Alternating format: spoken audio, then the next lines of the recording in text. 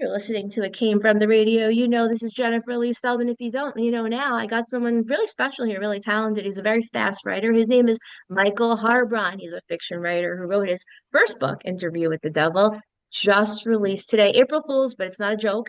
The sixth installment, Return to the Devil. So let me just give you a quick description of the book. So let's think Lucifer and the Midnight Club, but with a deeper, more philosophical twist. This is a timely, gripping, mind-bending novel that's more than a book and a series. It's an experience. So Michael Harbron said, when it comes to writing, there's a Jekyll and Hyde play that takes over. By day, I'm just an ordinary guy. By night, I dive into the abyss, crafting stories so dark they make the devil himself take notes. I live two lives, he said. In one, I'm just a guy walking down the street. In the other, I'm slipping between worlds where demons are real. The devil is alive. One moment I'm in line for coffee, the next I'm in the abyss crafting nightmares. My stories don't just exist on the page, I live them. The trick is making sure I can find my way back. So, welcome. First off, please tell the audience what this series of books is all about, please. Hey, yeah, thanks for having me. So the whole series, it's kind of, the best way I can describe it is kind of like it's the Marvel or the DC of horror. Mm. And so the whole story follows the devil who's come to Earth and he's latched onto this rider called Joe.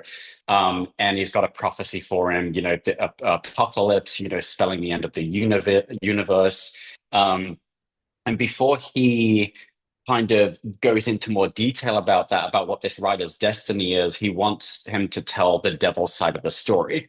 It's like, hey, look, I'm not all that bad. This isn't what it's been made out to be, but blah blah blah.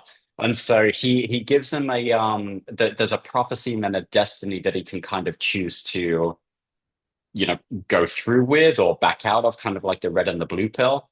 And then the Ah, whole series bends around a that real old good fashioned horror like Constantine or The Devil's Advocate.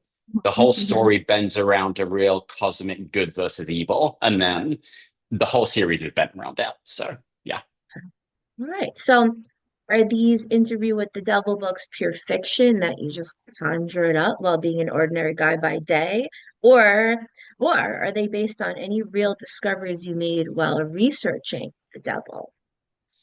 That's really good question, actually. So it is fiction, but I bent a lot of reality into them. This is a funny story. When I was writing the first book, I actually spent a year interviewing a member of the Satanic Temple. Interesting. I was thinking of just joining and going through with it, but I didn't want to offend anyone. And I mean, the insights they gave me as to how that whole church operates, kind of, it's just very do unto others as you do to yourself. That was fascinating.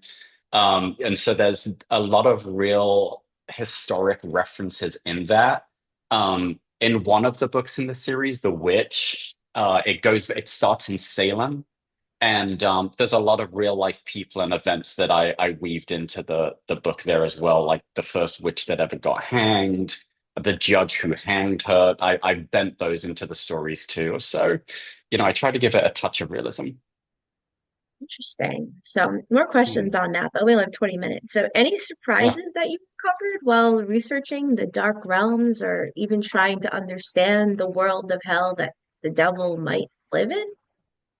I think I came to a lot of, because I'm building the story around really where it's kind of my opinion on where I think everything goes, so it's kind of like, but one of the things I really wanted to deliver with the story is, a lot of the stuff I see, it's like it's not really it's an ending. So it's like, somebody gets possessed and the priest comes in and saves the day, and then that's it. And you don't get to, it's like, well, what happened next? Why did that person get possessed anyway? Who's the devil? And so I wanted to take the story beyond it. So there was a lot of self-discovery in how I was writing it, because I was like, well, what if Joe ended up talking to God?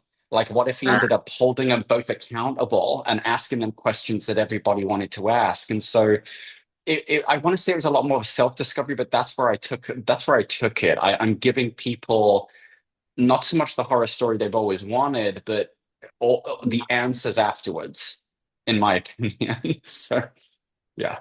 Sounds like when most people ask me for advice or my true opinion, it's not what they maybe want to hear, but it's maybe my truth, Yeah, you know, for better or right. for worse.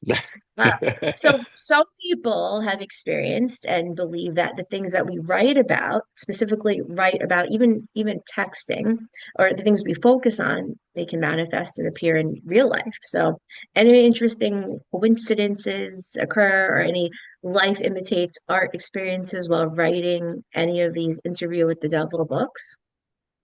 Well, yeah, it's funny because I kind of like I've been writing my entire life, and I hadn't done anything for a long time. And I say like just written short stories, or I like music, like just a more of a creative angle. And I hadn't been writing anything for a while. And this sounds heavy, but it's, coming from my perspective, it's fine. But my dad died of about, I want to say, 6 years ago. And I had started writing the first book, and I stopped. He committed suicide. So, I took like a couple of months just to be like, oh man, okay, let's reassess everything and all the rest of it. And a friend said to me, hey, you should go see a psychic. And I wasn't into it, like all the rest of it. I thought, okay, I'll just do it for fun and all the rest of it. And I get on that, I meet her and all the rest of it. And she opens up with, okay, take a breath. There's a guy here, and he's coming off as your father figure. And for some reason, he's showing me a train track. Uh, And my dad stepped in front of a train. And wow. everybody listening might be like, "Oh my God, what the hell?" But it's something that you come to terms with it. And she also said to me, he wants you to pick up the book you stopped writing. Now, Oh, I've even got chills saying this to you now. There is no way. yeah, Like, no, yeah. there's no way. Absolutely no way. She made a couple of other things. One, she said, you're going to be moving to Las Vegas in a few months. And that's when he told you that you should start picking this back up. I was like, I'm not moving to Vegas. There's no way I'm going to Vegas. 6 months later, I ended up moving there randomly for something. It was a random situation. And I just, that was the eeriest thing. It's this weirdest thing that's ever happened to me in my life. And picked up, I just started it again. But it was like, I was raised in England, and this happened in a really small little town, wasn't in the press. My social media was like, we didn't even talk about it. It was a very British way of doing things. Keep calm and carry on. And there was no way she would have known. I mean, the psychic was in San Diego. So it was just wild, absolutely wild. I still can't get over it. It's still can't explain it. And that was, yeah. So yeah, Yeah. something really eerie when I was writing it. Yeah. Well, though this isn't on my question list, but my radio co-host, hopefully he doesn't mind. Sorry. Well, there's two of them, so you might not know who it is, but he lost, I guess, his best friend or one of his best friends. He said it was like losing a limb. And then my mom lost her mom, and I lost my grandma. But a mother is more impactful. Within I'd say uh 2 months and maybe 6 or 7 months. And I Um, said to both of them, because I feel this to be true. I'm only 40, so maybe I'll change my mind, in 40 years. I'm supposed to live till 96, according to two psychics. That, a lot of people believe that when people die, they can help us sometimes more or in different ways or supernatural ways that they couldn't while they were, stuck in a body. So I don't know. Do you believe that maybe your dad is helping you from the beyond, let's say, and helping you more? I don't know. yeah, I think when for me, my experience is, if I want to know that I'm on the right track, or if I'm just kind of like, hey, just like, give me those little 11 moments. If Uh, like when I ask for it, it something happens. It's like, it's that those coincidences that I always really call a little bit of a nudge or a whisper. And it's just those little things where when I ask for them and they always appear, I'm like, oh, okay, yeah, I'm on the right track, or he's around. And um, there's he had a favorite Elvis song that oh my God, geez, the name's blanking. I can't help falling in love with you, that one. And it randomly comes on the radio sometimes whenever I'm thinking about him and stuff like that. And yeah, I do. I get those little nudges, and it's really warming. Right. And that song never comes on for me. So, Anyway, so Yeah. to the devil now, to a little darker part. Do you think that a Mm. devil or demons truly exist? I think that we create our own version of stuff, So I think if you have been, and this is where I weaved some of that back into the story as well, I think that there is more of a, if you've done really bad things in life, then, I believe that you will relive that in your own version of hell. It's not necessarily Sure. going to the fiery pit, but, you might be on a loop where you're just going to keep repeating that same thing until it drives you insane. And so, Mm. I think that I think we create our own versions of however we lived in life, either that or in a simulation. So I think it's one of the two. Yeah, I know for me, the few times I've consciously done bad things, like consciously, I knew this was wrong, but it's like you're given into temptation. I had three tires on my car pop in 1 month. And I remember I used to say it felt like God was, I don't know if I can say this, we're on the radio, peeing on me. It felt like it was just like, what the hell? Everything was going wrong. I gained 20 pounds in a month. I mean, my whole life went to crap. It's like, you know. Anyway, all right. Yeah, So that's something. follow up. If a Mm. real devil did exist, I'd imagine that maybe he inspired Beyonce to promote soda. I have a real problem with that. Like, if you're famous, why are you pushing soda? And we're gonna push cigarettes too, and sodomy, whatever. Anyway, maybe whatever. Okay. Well, she's So pushing something every 5 minutes. I love it. It's uh, her comments are like Beyonce, we're broke. It's like we listen, she can't can afford push whatever anything. she wants, but don't push soda on innocent So people who are too stupid to realize. So, but anyway, now if a devil really did exist and they're mm. not pushing Beyonce to do it, okay, enough of Beyonce. I'm a little obsessed. What would you ask him or her or they or them if the devil existed? Oh, what would I ask? Oh man, well, there are a lot of questions that Joe asks in the book for sure. But the main thing is, what's the deal? What's the deal with you and God? Like, what's the fight all about? I would pose that, and again, that question is in there, and I I give you my opinion on the answer to it. So yeah, So it'd be like a Seinfeld. Like, so what's the deal with you what's the and God? deal? What's the That's deal? exactly it. You took the words out my mouth. Yeah, It's exactly freaking that. What's the deal? What's the beef about? It's like, come on. And he's like, well, God right. never showed up on blah blah blah. I'm always the one coming up. So yeah, I'd be like, where's this beef? Let's squash it. Yeah, where's the beef, right? I could go for some. Yeah. All right. So the fight between good and evil. Do you think that there's a Mm, fight between good and evil? A lot of people I notice, uh specifically people I listen to around December. Maybe I'm making this up. I don't know. I notice all these people have never talked about fight between good and evil or angels and demons start talking about nonstop, not this December, last December. You think that there's mm. any truth to it, or it's just a bunch of nonsense? I think again, I think it's how I think it is they both exist. I think that it is your own doing. I think Hmm. it's like what we manifest. I think the energy we put out is the energy we get back. It's that we've all had that friend in our life that's just the Debbie Downer, and that stuff, bad stuff just continues to go their way. And so it's Right. I think yeah, I think there is. I think there's good and bad energy, and it's how you handle it. Do you think that there's any things that you can do in your life that maybe bring on some bad energy or good energy? Any actions?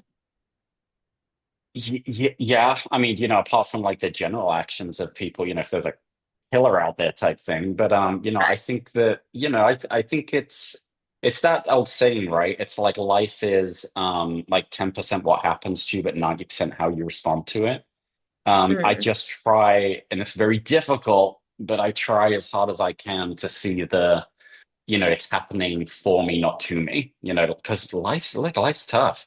Life's tough. right. And Yeah. it's, I'm sure we're on this rock floating through space. There's got to be something bigger out there for sure. And so I just want to live a full life. So your part of your life is being an author. Any tips for Mm. horror authors? Go hard. I think the thing for me is I did struggle with because I'm not generally a gory writer. It's more supernatural, but I have gone gory in a few segments, and I had a little bit of anxiety when was releasing the books. And some advice I got is if you feel that way, you're on the right track. Push the boundary, and then So don't be afraid to go there. Yeah, is what I'd say. What would give you anxiety? That's too gory.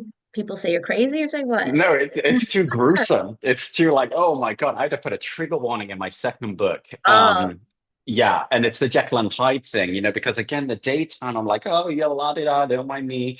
And then in the evening, I'm writing about, well, you can read it, but it's just, because also, I think there's a fine line of writing horror and kind of really grossing people out, and so I learned that people love to be grossed out. So that's yeah, seems like it. yeah. Now, I listened to some of your book. I'm afraid of my basement, so there's something about a basement. Now, any frightening experiences happened to you while writing? Uh, no, funny enough, but but again, I'm like the way I get the writing in is I actually some people might listen to like rain or thunder while they're trying to sleep. I imagine my stories visually, like so I'm imagining the devil popping up and killing somebody while I'm trying to pass out at night. Oh my So God. I'm a little more weird than most. So Does yeah. that keep you up? No, it helps me fall asleep. And then I dream about it more. And then because I visualize all my stories in my head. And then the next morning I'll wake up and funnily enough, 7, 8 a.m. is when I first start writing because everything's fresh in my mind from the night before. So yeah, no, it doesn't. I could get up in like the middle of the night and run around the forest. I'd be fine. I'd be Supposedly more that worried can about what people. supposedly that can get in the way of your sleep quality. I remember my dad told me a study technique that he used to get through dental school because he had dyslexia, had some learning things, but he ended up graduating 13 specialties. And one of the tricks was to walk around, yeah, but also study right before bed. And I stole that. And I did so well in high school. And even for stand-up comedy or anything I have to memorize, even a script, if you look at it, study it even 10 minutes before bed, 20 minutes, it does seem like during the night something happens and it gets into you even more. So if you look at it in the morning again, boom. So if you got to memorize anything or even think of Yeah, something, yeah, yeah, delve into it an hour before bed or so, and you'll something happens, you'll wake up with some ideas or some memories. Yeah. yeah, yeah, exactly. Yeah, glass of wine also helps. But yeah, it's a process. It's fun. So it So doesn't we freak me spoke out. That's about a good thing. the devil. We have like a minute or two left. Now, some think that Mm, for every action that there's an equal opposing reaction. mm. Do you think that maybe some angels or forces of good exist? Yeah, I do. I do. I mean, one of the main themes in this sixth installment is that light can't exist without dark, Uh-huh. and the other way around as well. So, one of the main premises is that the guy Joe tries to create this perfect universe, and which is the destiny he goes down and makes everything good, but things start to crack because you need some balance. And so, I do, I think there's evidence of both, and I think there's miracles out there. I think there's evil out there. I think it's all energy based, and yeah, Yeah. that's kind of it. Huh. Very interesting. Well, I look forward to listening to more books on tape while I clean my house. It's very scary. The basement stuff, maybe you got to get rid of that because I'm already afraid of my basement. I can't get any more afraid of my basement. I'm gonna have to move somewhere without a basement or just fill the basement with cement. So on that note, please tell listeners, viewers, where to find you, website, anything you want them to know. Yeah, come check me out and chat to me on Instagram. Just my name, just Michael Harbron, and then you can find the books on Amazon or Barnes and Noble or local bookstores as well, and or Stora. So, yeah, just connect. I love hearing from people. Very interesting, very creative guy, very fast writer. It seems like you're pumping these out. And well, on that note, maybe we'll have you back and back to Mark Torres for more It Came from the Radio.